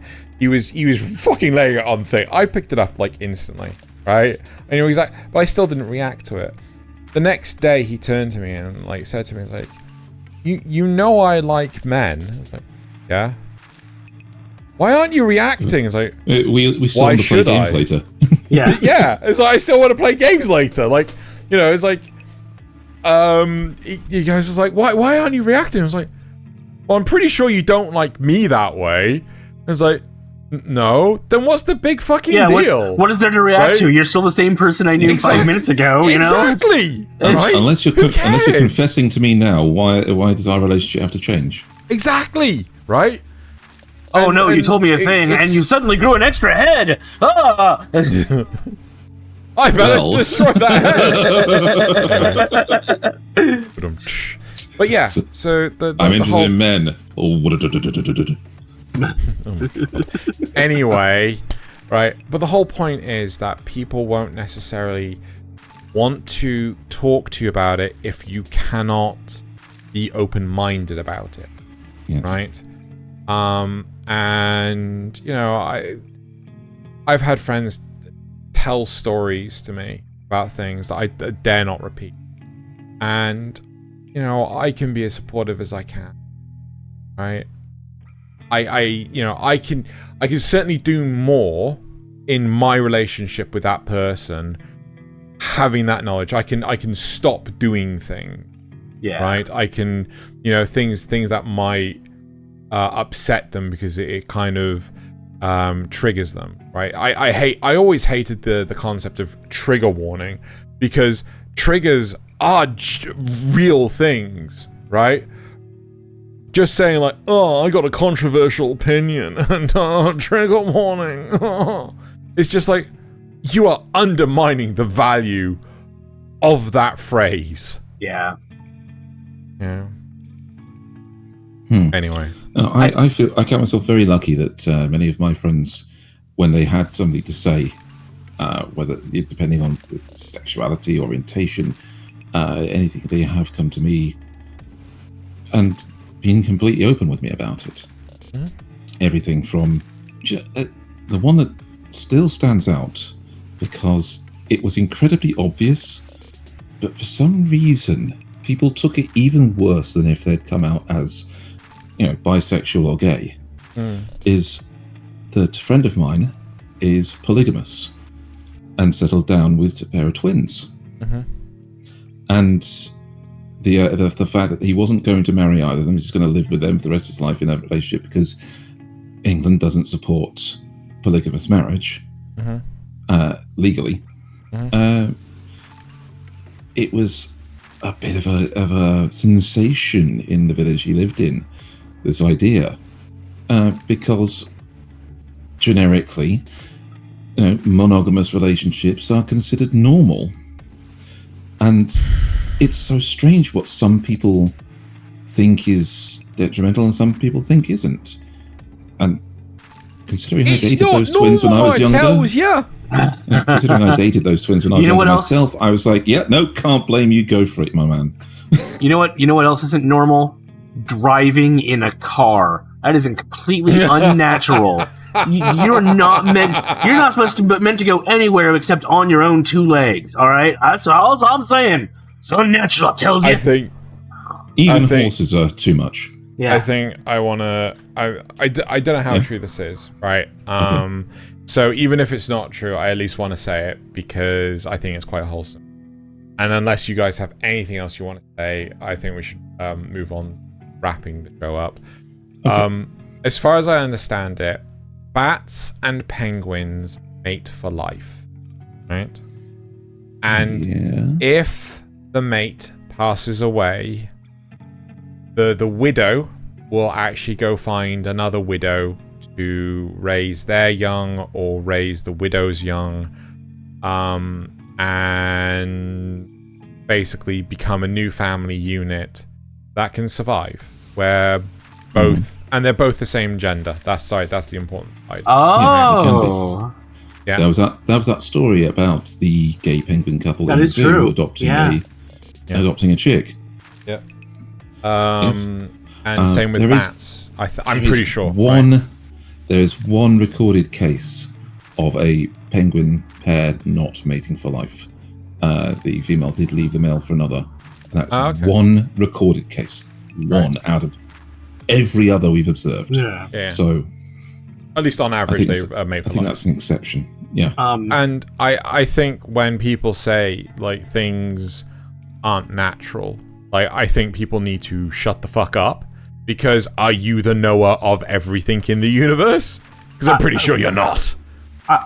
Everything that exists in the natural world, which is everything, is natural by definition. So, kind of just suck it, Exactly. Hell, did you know that hyena females often have dicks bigger than the males? Yep.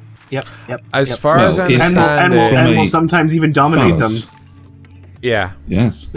Yeah. Right. No, I do have one last thing, which I think fits into this.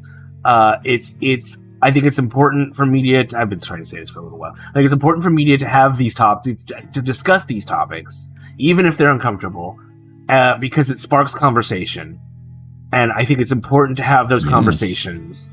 But I think it's also important to not just go with your gut, to sit down, actually try to think about it. And when you have those discussions, try and be respectful about them. Yes. The thing that I would add to that is animation, for example, is a safe medium to do this in. Yeah. Because you can vary the intensity or your own mental separation from the event so that you can learn from it without the direct trauma of seeing something that you can't disassociate with. Yeah. I feel one super minor tangent, is that though media should talk about these sensitive topics, they shouldn't do it in excess.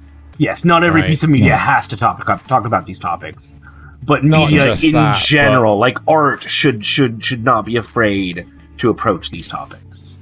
It's okay to make your series just about stupid adventures in another world where you're a superpowered protagonist. Yes. It's okay. It's not original, but it's okay. Yes. You don't have to make it super. Yeah. I think, unless you have any final points. And we talked this to death. I think we've talked this to death. I think we have. I think, like, you know, this was a heavy episode. But I think it's important to talk about this stuff. I think, you know, we shouldn't shy away from these. So let's move on to good conversations, and great choice to supplant anime versus manga to talk about this. I still want to talk about anime. Fair enough. Right. Okay. So moving on to the supporter questions, because Xeno refuses to read these any other ways. Rugal says, before we start the supporter questions, Nasuth was supposed to tell you all thank you everyone for listening to our podcast so far. We really appreciate all the likes and comments everyone leaves on the episodes. Can't believe I forgot to say Also, that. just to highlight Zrugal, I read it verbatim. So when Nasuth actually copies and pastes it in as he does, that's what I read. I mean, No. You read it verbatim out of spite. I often put I this read it one. out verbatim. That's what. I have to put this one at the top and get rid of the says, and then you put it in anyway. No, you always put Zrugal says, so I read it out. No. If you put Zrugal, right, I will add Zrugal says, right? No. Because in the next one you've got Zrugal asks. By the way, Zrugal didn't write that bit. That was me, because I literally, if I got rid of all of this, you would read this, and then at the end add says Asks. Yeah. or asks. Yeah, you do that. Yeah. You are very. You add it. You won't read it any other way. do. You don't read Right. it any Look, other way. I mean, you've got the next part. Level because- 1 Nasuth Lord asks. But if I didn't have that, Hypocrisy. if I Right. didn't have that, you would add the asks Drew- anyway. Oh, anyway. No, I'd add the says. Add the says. Right. Zrugal asks if you had to pick an anime from this season or last season to make into a game of. I assume that's that show? Of what show? Make it. If you had to pick a show from this Into a season or last game. season to make a game, I think the obvious is just To a make, dangling participle. he meant to What from show? Make and into what a game. type- Right. Okay, make it into a game. What show and what type of game would it be? Oh, What even aired last season? I'm I so would- bad at this. Yeah, I was struggling with that I'd as well. want to. I'd make a Papers, Please kind of parody out of vending machine. Spring. You've got to have your customer, and you've got to figure out what to charge them for what product. You know so what? that You know what? you can You know what? This live. is easy. This is super easy. Sorry, Thaylien. This is super easy. Right. Go for it. I want a good fucking Gundam game. Right? Give me a fucking good Gundam. Seriously, it's not that hard. Just go, hey, look, Warframe. Let's copy that and turn it into Gundam. Warframe? Really? Fucking better than want all to the shit we see- get right now. Well, you want to see bullet jumping Gundams? I mean, why not? Fucking get Gundams that move like lunatics anyway. Yeah, but in space. No, not in space. You get them like. You could get an Arkwing version. Warframe's Arkwing as Gundams. That would be pretty good. Fine, just take out the bullet jumping then. I'll You still need the melee combat and everything. I'll take Yeah. Eden Zero, and it will be like Monopoly, Why Monopoly? because they keep What's going wrong? around to different places, and so Yeah. they'll go around to different places and do things, and sometimes they'll pay, and sometimes they'll get money, and it's it works. It works. Okay. Trust in Nasuth. Right. Fair enough. Okay, so level 1 Nasuth Lord asks, now that you've finished Remnant 2, do you think it would make a good anime? Thaylien can also answer based on what he's seen. No. No. Too little there. No. You would have to tell a story set in the universe, not Remnant itself. I mean, what's called the Remnant universe would work really, really well for an anime, sure, right? I think they need to add in significantly more worlds rather than the 3 we get. 4? Yeah. 4 if you count Root Earth, and 5 if you count the Labyrinth. I do. No, just that boss was and 6 if you count the hub world, but I don't. Anyway, right. So yeah, it's. Can you do an adventure in the Labyrinth? Nope. It's only the 3 worlds. Right, so that's it for the supporter questions. We need significantly more. Labyrinth in another world with my shotgun. With a harem. Sorry, what? So moving on to the comments. So first from the news, Strongest Shell says, Nasuth, you pet that cat for us. I'm petting him right now. I assume Solaire interrupted the news. That concept art for Gamera looks good. Better than the show even yet, which we said. So far. Right. Drugel says, speaking of cracking down on streaming subscription sharing, I heard a quote that I like, but will now mess up as little as possible. Bean counting is not what you do to grow a business. Bean counting is what you do when a business is dying. Yes. For context, the meaning of bean counting is financial decision-making directed at saving small amounts of money many times. Wasn't sure how universal that term is. Ignore it if I know the term bean counting. I did not think that it would be used in terms of dying. To be honest, at my job, we've done instances where I've purged loads of systems and we've been able to recoup shit tons of money only because they had someone there that could actually explain all the numbers and everything. Oh, right, and no deaths this week, apparently. So there was no deaths last week. But considering the arguments we had last week, I was worried that this week's news would announce a couple of deaths. Either yours or Nasuth's, I'm not sure. Oh, jeez, right. So probably mine from an aneurysm. Right. So, moving on to the cast's comments. Ilau? I think that's Ilau. Oh, I believe it's a new commenter. Yeah, here's a new commenter. Drugel says, I'm going to try My Happy Marriage. Sometimes I like that sort of slow-paced fantasy, slice of life, romance. So, okay. I will say that expect less fantasy and more historical drama, but with fantasy, some fantasy elements. Right. The next part from Zrugel is okay. But that oxygen mask was a real thing, though.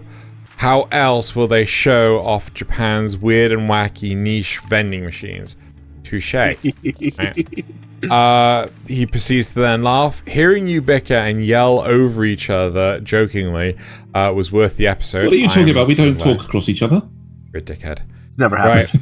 Right. About Mushoku Tensei, when we couldn't remember the girl's name from the Adventurers Party, I hated Sarah so much. I hope she doesn't come back. Sometimes we make mistakes and people don't stay. It's not healthy to dwell. True that. And then the last point, lol, I had to rewind the video after seeing I thought Thaylien break an apple apart to eat. Yeah, which that was he really lies. He lied. Yeah. And then finally, Strongest Shell, thanks for the half-season review, guys. I've been watching a few things, but I'm not caught up on most things. But at least the ones I plan to watch don't turn to crap. Have you guys, on a minor tangent, I actually watched the 6th episode of Helk. It is so much better than the rest of the It's so good. Like, it just, like, it really fucking, like, I kind of get it, and I kind of wish that they touched upon more of this stuff earlier, right? Yes. It's very classic anime in its pacing so far, I feel. Yeah. And then last thing from Strong Michelle, have you guys ever done an episode where you review only must-watch level of shows, but, like, on purpose? I have to go through and collate what our must-watch shows have been. Right. And right, so that is it for the comments. It is now time to find the memes. So you can find these memes Everybody's in the comments below, except or maybe one of them. We're not sure. And any of the ones that are submitted via the fans, if they don't, or viewers, if they don't provide a link, we can't. Link it basically. But you will be able to find them in Discord. Yes, but you can no, because we clean out that channel. We purged that channel. The submission ones. Really? The submissions, yes, but the Kanpai but the Cast dumpster memes that we do. Yeah, yes. The dumpster, yeah. But yes, of course, you could also find daily memes on Twitter and Discord and potentially, hopefully, Blue Sky in the future. maybe, Blue Sky in the future, or still even need an Tumblr. invite to there. I'll get you one. Right. Okay, so let's move on to the memes. All right. Your meme 1. Clap on. When you finally go to Japan, but there's no subtitles. Yeah. Oh no. Yeah. Oh no, there aren't. Yeah. Since we have 3 I mean, to be daily... fair, Oh, sorry, go ahead. So, to be fair, though, when we went to Japan, apparently pre-pandemic, right, next to none of the signs were in English, right? Oh. Post-pandemic, most of the signs had English because of the Olympics. Ah. Right? So they were actually gearing up the cities and things to have English names and stuff because they were gearing up for the Olympics and then it was just like, well, COVID. So, yeah. I was going to say, Thaylien, you want to take the next one, but then I realized the third one's a video meme, so Xena won't be. Whatever, one of you can do this. That face you make when your mom comes home and you forgot to do your chores. Oh dear. Oh dear. Yeah. And you and you came home after the street lights turned on. Oh man, no. Oh. Yeah. Oh, you're in big trouble. Hey, get the fuck out of here.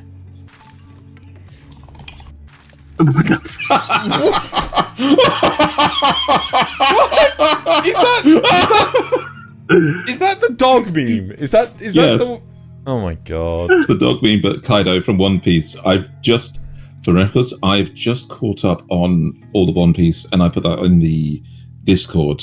Okay. That they have been 11 months on that fight with him and Kaido. Fucking hell, really? Okay. This is why One Piece is absolutely necessary. Jeez. Right. Right. So, the toughest opponent yet. One Punch Man Season 3 was announced on this day 1 year ago. One Punch Man fans 1 year already? Maybe taking long because of better production. No studio confirmed. Toughest opponent yet. They may have had issues where the studio has fallen through and they have to find a new studio or something. But anyway. Possibly. Right. My English in my head, my English when I talk now. This was about non-native English speakers. However, I feel it still applies to me. It really does. I also self-referential because, of course, Paimon is annoying as fuck. But Paimon is emergency food. Yes. Specifically because she's annoying as fuck. Anyway. Right. Getting my dad to watch anime. He only watches it on Netflix. He watches the Netflix adaptation. Oh, no. Dad, no. Dad, no. Dad, no. How could you, Dad? Ichigo in 1971, Ichigo in 2004, Ichigo now. Talk about a glow-up, eh? Oh my god. 6 eyes? Sex eyes! Oh my god. And my final one. They're known as the Big Three. Hentai artists that keep the original body proportions, hentai artists that can imitate the original art style, and hentai artists that use the wholesome ships. There you go. The Big Three. On to Thaliens. Weed. Oh, God. Cocaine. Seeing right through your cards, Yugi boy. That's a good starter. Oh, yes. The internet. Simba. All the anime you could want is available. What anime is over there? Simba, you must never go there. Yep. I don't know what any of those symbols could possibly. So, Not at yeah. all. Actually, there's only one I don't recognize. Hello, everyone. How are you? Fine, thank you. Oh my god! I wish I were a bird.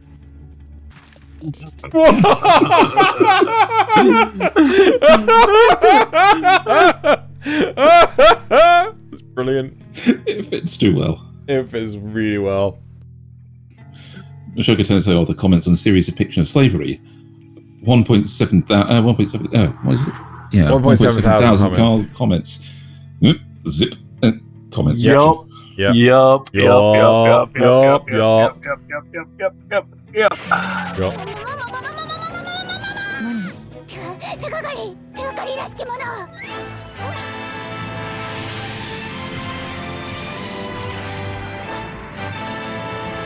Ooh.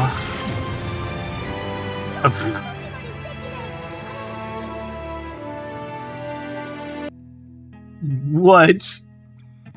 Okay then. And finally, when I'm in a butchering Japanese names competition and my opponent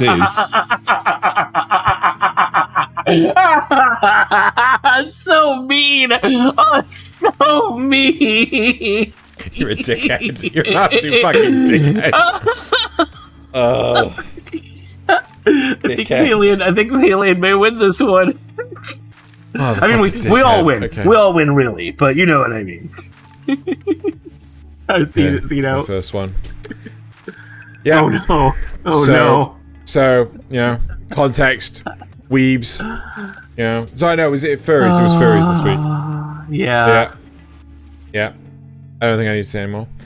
Summer bod, expectations versus reality. Yeah, completely agree. Watching nice anime. Plot is interesting. No season 2, 10 episodes, cliffhanger ending. Oh. No, just no. Oh. My friend wanted a dog, so he went and adopted Hank. He's a little different. Can you spot it, Nasuth? Yeah. Yeah. That's mean. Yeah. What is that? Okay. Oh, that was 4. All right. Yep. 5. Every single anime redemption arc be like, I'm a good guy now. Okay, I believe you. Oh god, it's so true. It's so true. And then the comic store employee asking me if I'm into collecting anime figures. I was looking at the Hatsune Miku figure. Me about to share the story of my 15 years of collecting the pictures of the pictures of my collection and explaining in details which are my favorite hentai figures. Mm-hmm. Oh, Zeno. And you're gonna get angry at Thaylien for calling you out. I mean, jeez. Jeez, fuck you. just calling yourself out like that. You know? Fuck Self-burn. Honestly, I don't even like. Anyway, stop it. It's Right. too hot. So that is it for this week. Next week, I forgot to clean up the ending. Oh well. Maybe